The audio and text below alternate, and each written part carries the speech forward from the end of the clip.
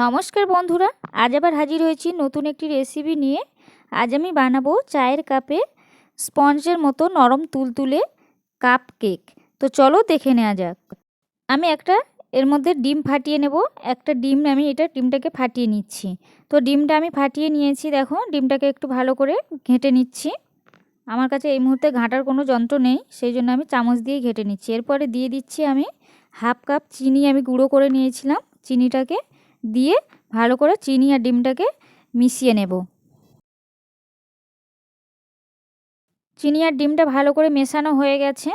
যেহেতু চিনিটা গুঁড়ো করা, সেই জন্য বেশি টাইম লাগেনি। তো এখন আমি এর মধ্যে দিয়ে দিচ্ছি, এখানে আমি 1 কাপ ময়দা নিয়েছি। ময়দাটা দিয়ে দিলাম।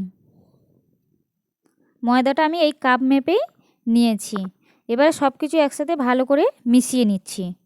এর মধ্যে একটু দিয়ে দিচ্ছি সামান্য পরিমাণে নুন। এরপর দিয়ে দেব হাফ চামচ মতো আমি এখানে বেকিং সোডা দিয়েছি। আর কোনো কিছুই আমি ইউজ করব না। এই বেকিং সোডা দিয়েই আমি কেকটা আজকে শুধু বানাবো। এবার সব কিছু ভালো করে মাখিয়ে নিচ্ছি। তো দেখো ব্যাটারটা আমার পুরোপুরি রেডি হয়ে গেছে। ব্যাটারটা একদম রেডি। তো এখন আমি এর মধ্যে দিয়ে দিচ্ছি, আমি লেবু নিয়ে নিয়েছি। আমি এই লেবুটা নিয়েছি, গন্ধরাজ লেবু। এর উপরের খোসাটাকে আমি গ্রেট করে নিচ্ছি। এই যে আমি গ্রেট করে নিয়েছি। এখন সব কিছু উপকরণ ভালো করে আরেকটু মিশিয়ে নিচ্ছি। তোমরা চাইলে 2 ফোঁটা লেবুর রসও দিতে পারো। আমি রসটা দেব না, খুব টক হয়ে যাবে, সেই জন্য আর দিলাম না। তো পুরোপুরি রেডি হয়ে গেছে। এখন আমি 4টে চায়ের কাপ নিয়েছি, ছোট ছোট কাপ নিয়েছি। তোমরা তোমাদের পছন্দ মতো কাপ নিয়ে নেবে। তো কাপগুলোর গায়ে আমি তেল ব্রাশ করে নিয়েছি। এখন আমি প্রত্যেকটা কাপে সমান করে করে ব্যাটারটাকে দিয়ে দিচ্ছি। তো দেখো প্রত্যেকটা কাপে আমি সমানভাবেই দিয়ে দিয়েছি। আর অর্ধেক অর্ধেক করে দিতে হবে, যেহেতু কেকটা একটু ফুলে অনেকটা বড় হবে।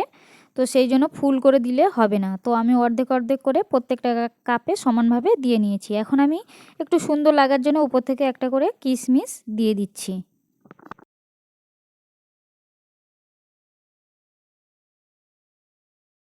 আমি এখানে কড়াইতে বালি গরম করে নিয়েছি। আমি এখানে উনুনে করব, মাটির উনুনে। তোমরা চাইলে গ্যাসের চুলোতেও করতে পারো। তো এখন আমি বালিটা গরম করে নিয়েছিলাম, কাপগুলোকে বসিয়ে দিচ্ছি। তোমরা চাইলে নুন দিয়েও করতে পারো। এখানে নুন দিয়ে তার মধ্যে বা কাপগুলোকে বসিয়েও করতে পারো। তো এখন আমি এই কাপগুলোকে বসিয়ে এটা 40 থেকে 45 মিনিট আঁচটাকে একটু কম জাল করে কেকটা রেডি করে নেব। তো চলে এসেছি আমি 40 মিনিট পর। কাপগুলো একদম ভর্তি হয়ে গেছে কেক ফুলে। তো এখন আমি একটা কাঠির সাহায্যে কেকগুলোকে দেখে নিচ্ছি একটু হয়ে গেছে কিনা। তো দেখো পুরোপুরি রেডি হয়ে গেছে কেক। এখন আমি এই কাপগুলোকে নামিয়ে নিয়ে ঠান্ডা করে নেব। তো আজকের রেসিপি এই পর্যন্ত। সবাই ভালো থেকো, সুস্থ থেকো। আর রেসিপি ভালো লাগলে চ্যানেলটা সাবস্ক্রাইব